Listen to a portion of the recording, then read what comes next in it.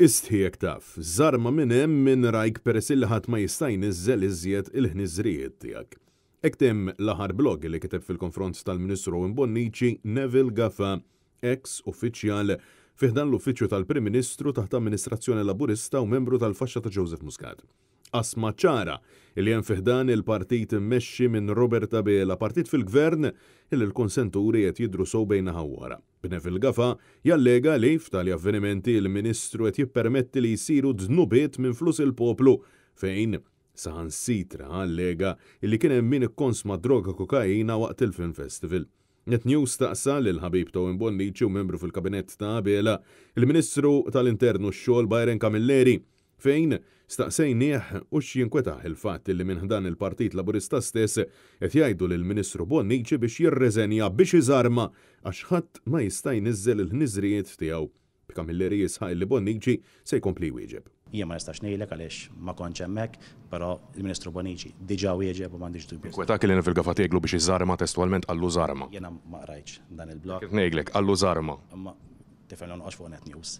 Le, Neville Gaffa ngħidlek jiena fuq Neville Gaffa. Jien fuq Net News qed nitkellem. Ma noqgħodx fuq Neville Gaffa ngħidlek. Ma noqgħodx fuq Net News. Jiena il-Ministru Bonnici iwieġeb fil-Parlament għax kont hemmhekk proprju fis-seduta u m'għandix dubju li Ma tinkwetakx li Neville Gaffa tiegħu żarma lill-Ministru. Ministru Bonnici ser ikompli jwieġbek dak ir-rigward. Net News taqsa kjarifika dwar kemm fil-verità ntefqu flus f'dan il-Festival tal-Films illi sena wara oħra tiqajjem kommissjoni sħiħa l raġunijiet xejn sbieħ. Din id-darba però il-kritika mhux ġejja mill-kamp oppost iżda minn tal-qalba minn ġewwa ċ-Ċentru Nazzjonali Laburista.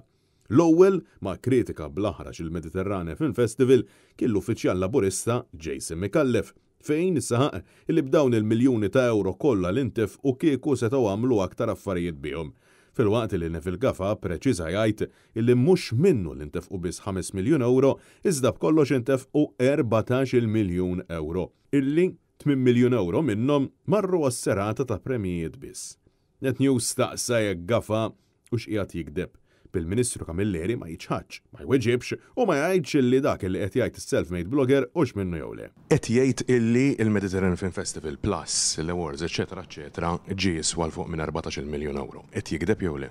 Jiena llum kont magħkom il-membri tal-medja naħdmu fuq il-Malta Labour Migration Policy bħalma taf inna f'dan il-bini aktar minn. Ma tistax taċċertanek mhux qed jikdeb jew le għax għalunna 5 miljuni missa żdiedu. Jiena l-Ministru tal-Intern tal-Assigurtà u tax-xogħol u tifhem li ċertu informazzjoni fuq kwalunkwa qasam ieħor jiena ma jkolli. Mistoqsija jinkwetaw ċertu allegazzjonijiet u diskors li jagħmel Gaffa bħal teftif fil-bajda u serati speċjali u dik li sejħilha orġa Byron Camilleri ħarab milli wieġeb. Intant, kelliema l-Kummissarju tal-Films Johan Grek saħħu li l-allegazzjonijiet ta' Gaffa huma folots u malafamanti. Madankollu, mistoqsija jekk hux se jittieħdu passi legali la darba dawn huma dikjarazzjonijiet diffamatorji ma rċevejna ebda risposta. Alla stant wieħed jistaqsi min qiegħed jikdeb.